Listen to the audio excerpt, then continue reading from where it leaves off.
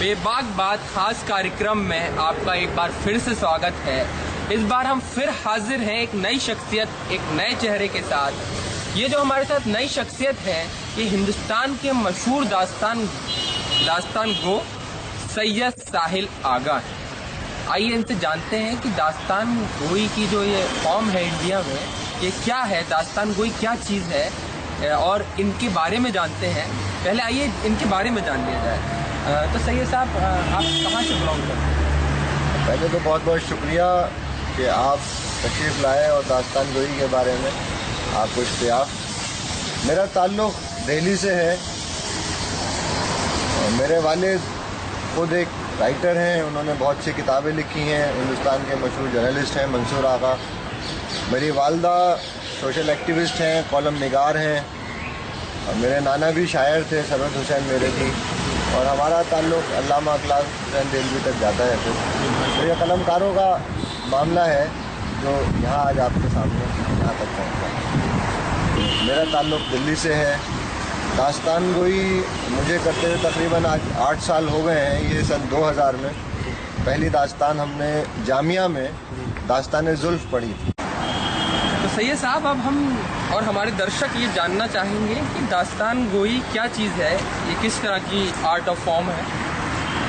दास्तान गोई नाम है किस्से और कहानियाँ सुनाने का, दास्तानें सुनाने का, जिसके अंदर एक या कभी कभी 2 दास्तान गो बैठ के लोगों को किस्से और कहानियाँ सुनाते हैं।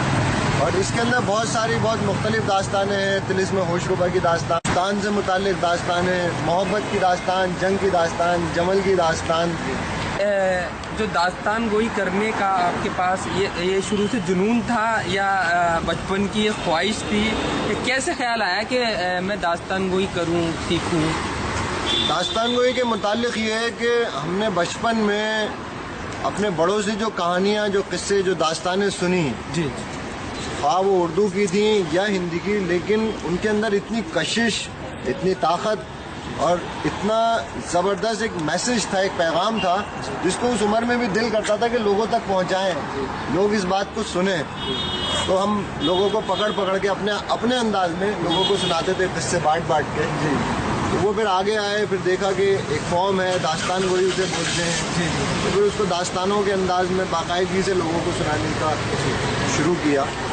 पास होता है, इसको जानने के लिए हमें फिर आपका टिकट लेके आपका शो देखना पड़ेगा। देखिए, मेरे शो से मुताल्लिक़ तो ये है कि मैं पूरे हिंदुस्तान में और दुनिया भर में जहाँ लोग बुलाते हैं वहाँ हम जाते हैं। जी। हमने अभी पीछे वर्कशॉप्स करी दिल्ली के अंदर, जहाँ दास्तान लोगों को सिखाई। एक जगह उन्होंने ये कहा कि भाई हमारे पास में बहुत ज़्यादा सरमाया नहीं होगा जो हम आपको दे सकें। जी। तो हमने उनसे ये कहा कि आप सिर्फ हमें जगह दीजिए, कुछ स्टूडेंट दीजिए, उसके बाद में हम लोगों को सिखाएंगे। और आज की तारीख में 3 हम वर्कशॉप कर चुके हैं। तकरीबन 70 से ज़्यादा जो बच्चे हैं वो सीख के गए हैं, वो अलग अलग जगह सुना रहे हैं। एक कोशिश है कि लोग आएँ, जुड़ें, और जब लोग आके दास्तानें सुनते हैं कि ये तो मेरी ज़िंदगी की दास्तान है, जी, ये तो मेरी कहानी है, ये तो तुम्हारी कहानी है, और इसको इस तरह से बयान किया गया। आपके कहने का मतलब है लोग अपने आप को उस दास्तान से कनेक्ट पाते हैं। यही दास्तान गो की खूबी है।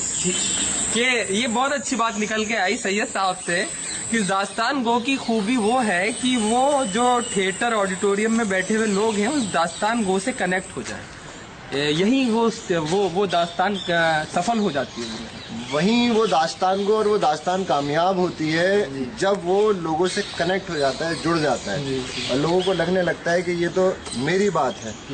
फिर लोग घंटों बैठे रहते हैं। और आप ये देखें कि एक दास्तान गो के पास में ना बहुत सारी लाइटें होती हैं, ना बहुत सारा सामान होता है, ना वो स्टेज पे घूमता फिरता है, ना नाचता है, वो सिर्फ बैठ के कहानी सुनाता है। सैयद साहिल आगा साहब एक अच्छे हिंदुस्तान के दास्तान गो तो हैं ही, उसके साथ साथ इन्होंने बच्चों को सिखाया भी है, बहुत सारी वर्कशॉप की हैं देश के अलग अलग हिस्सों में, जो कि बहुत अपने आप में अच्छी बात है।